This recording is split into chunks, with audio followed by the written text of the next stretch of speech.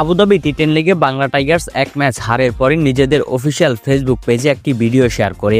সে ভিডিওতে দেখা যায় বাংলা টাইগার্সের মালিক বাংলা টাইগার্সের খেলোয়াড়দের সঙ্গে বিভিন্ন কথাবার্তা বলছে।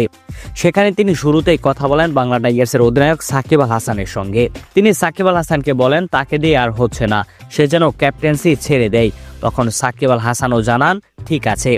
প্রিয় দর্শক, মূলত এই ভিডিওটি তৈরি করা হয়েছে মজার ছলে, এখানে সিরিয়াস হবার কিছুই নেই।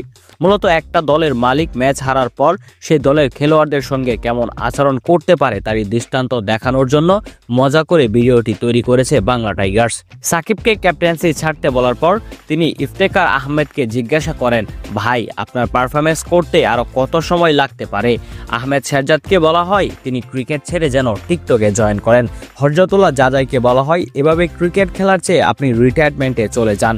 জবাবে জাজাইও বলেন ধন্যবাদ আমার সময় অপচয় করার জন্য। ডেভিড পেইনকে বলা হয় পেইন তুমি আমাকে অনেক পেইন দিচ্ছ। দাসুন সানাকাকে বলা হয় ব্যাগ গুছিয়ে শ্রীলঙ্কা চলে যেতে। জস লিটল তার প্রশ্নের উত্তরে বলে আমার নাম লিটল, তাই আমার ম্যাচেও অবদানও লিটল। এই খেলোয়াড়গুলোর সঙ্গে কথা বলার পরই দেখা যায় ভিডিওটি শেষ হতে। দর্শকরাও বাংলা টাইগার্সের তৈরিকৃত এই মজাদার ভিডিওটি খুবই উপভোগ করছে। এবার সবাই আশাবাদী পরবর্তী ম্যাচ জিতে বাংলা টাইগার্স কামব্যাক করবে। প্রিয় দর্শক, বাংলা টাইগার্সের তৈরিকৃত এই ভিডিওটি আপনাদের কাছে কেমন লেগেছে তা অবশ্যই আমাদেরকে কমেন্ট করে জানান।